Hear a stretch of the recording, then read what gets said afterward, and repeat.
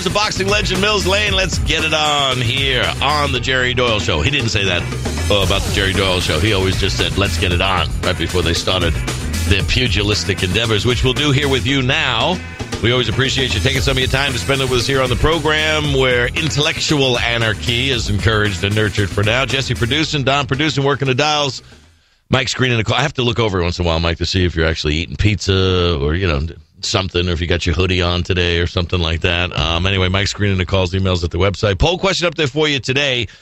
A Washington Post ABC News poll finds 60% of Americans think the federal government should pursue policies that try to reduce the gap between wealthy and less well-off Americans. End quote. How do you see it? 37% say the system's working, hands off. Nobody believes redistribution of wealth should be done more evenly. And 63% say all we ask is a level playing field. That's all we really need. You can answer it there at the website here at 800-876-4123. Now, I have to do a Jerry Swaggart. That's a combination of Jerry Doyle, that's me, and Jimmy Swaggart, the preacher, moment here on the program. Remember when he was caught with his theological fingers in the cookie jar and some other places that he shouldn't have been putting them? I don't know if her name was Cookie, but he was doing stuff he shouldn't have been doing. And he came out with that fake, toothy kind of against you, my Lord. Yeah, exactly. And I would ask that your precious blood.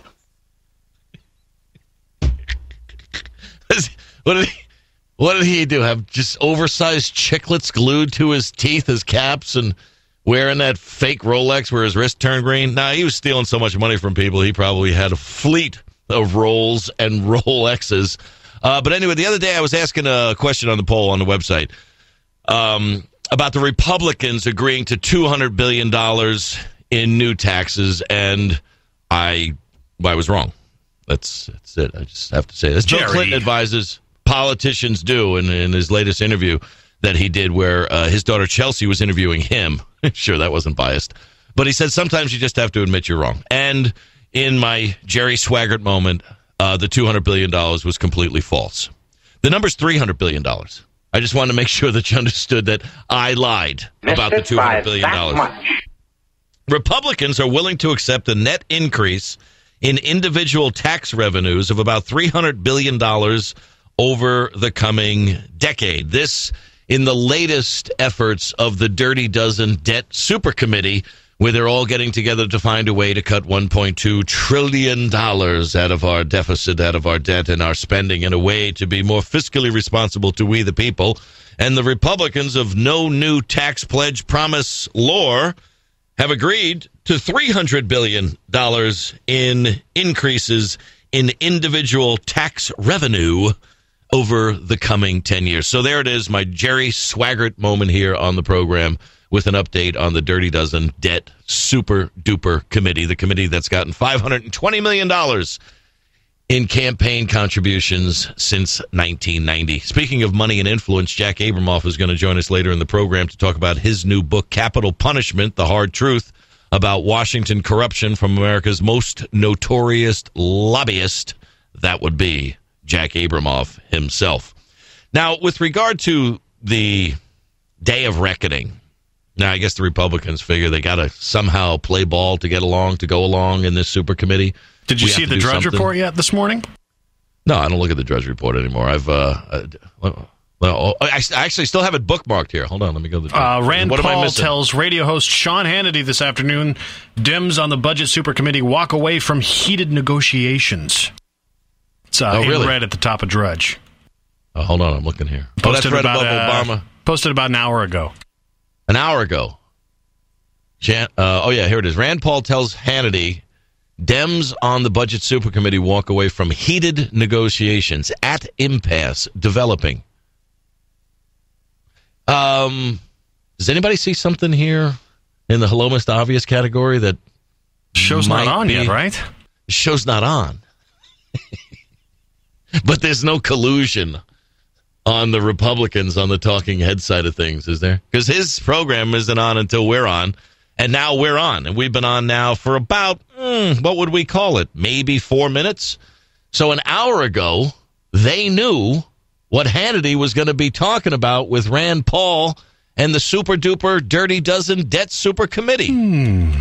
You don't think perhaps that... No, there'd be no attempt to manipulate the information. And I guess with the news that the Dems are walking on the super committee, that this is going to be a way for the Drudge Report and Rush and Hannity and Levin and Gallagher and all these other cheerleaders for the Republican Party to get in front of the story. I guess they don't want to point out that the Republicans agreed to $300 billion in tax increases over the next 10 years. So now it's going to be those nasty, evil Democrats who hate capitalism. They want to shut down businesses and they basically take over your homes and tell you how to run your families and maybe, where's my apple pie? Oh, hold on, I got to throw my football. Oh, see? But no, there'd be no agenda there. Oh, look at this on the Drudge Report. Why don't we just, let me go through the Drudge Report here and see exactly what Republican Talk Radio is talking about today. Need some backing music? If you feel it. I know you're not going to play any Led Zeppelin because I still have to call you out on that one yesterday when you were mocking Stairway to Heaven, the 40th anniversary of the release of that song. I haven't let that one go away. Yeah, whatever. Here's the other headline on the Fudge the News Drudge Report. Obama calls off Christmas tree tax. You know, the fake war on Christmas that they're always selling on Fox News and the Drudge Report and Hannity, Levin, and what's the other guy's name? Limbaugh, that's it. Here's the headline from townhall.com, which is an adjunct professor of the Institute of Conservative Manipulation of the News, better known as the Drudge Report. Townhall.com says, the Grinch is here. Obama imposes Christmas tree tax. Keep it right here for continuing coverage of the war on Christmas. This just in. Here now the news. Wisconsin Capitol has a Christmas tree, not a holiday tree. So says Governor Scott Walker. The first public display of a Christmas tree, reigniting the Christmas wars.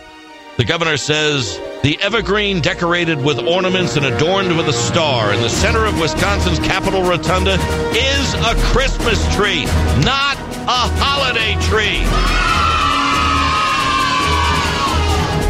And now that pinko commie Marxist Obama wants to institute a Christmas tree tax because that tax is going to cause you and businesses to not buy and to shut down because that tax is the assault on the pagan holiday. Oh, wait a minute. Christmas. Wait, hold on. Wait a minute. Oh, that's right. That's right. By the way, does anybody know what the Christmas tree tax was going to do? It was supposed to shut down Christmas tree sales, right? Because that's the way it's being spun on the Fudge Report.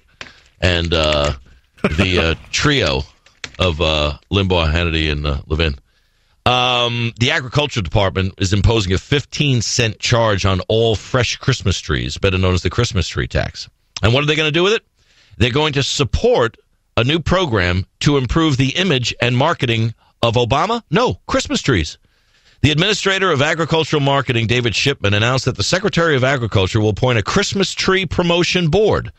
The purpose is to, quote, run a program of promotion, research, evaluation, and information designed to strengthen the Christmas trees industry position in the marketplace, to maintain and expand existing markets for Christmas trees, and to carry out programs, plans, and projects designed to provide maximum benefits to the Christmas tree industry, end quote.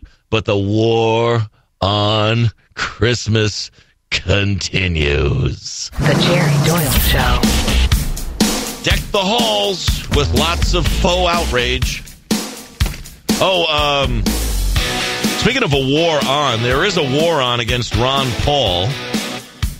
Now for, I guess, the third time, Ron Paul and his devotees have been dissed by Bill O'Reilly, Fox News, and Bill O'Reilly because they dared to do what they were asked to do, which was to vote in a poll in a special radio town hall that Bill O'Reilly had with the Republican presidential hopefuls. We'll give you that when we get back. Europe's entitlement day of reckoning. Italy. Too big to fail and too big to save. We've got a new spin on that one. And that's coming right here to our country. $9.95 broadband for poor homes that children get eligible to receive school lunches. That program's going to start next summer, just in time to buy votes for 2012. We've got we got so much stuff to get through in the news today. Berlusconi out in Italy.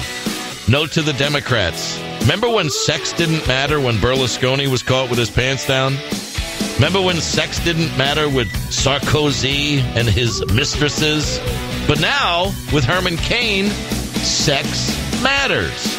Interesting. Stick with me. The Jerry Doyle Show.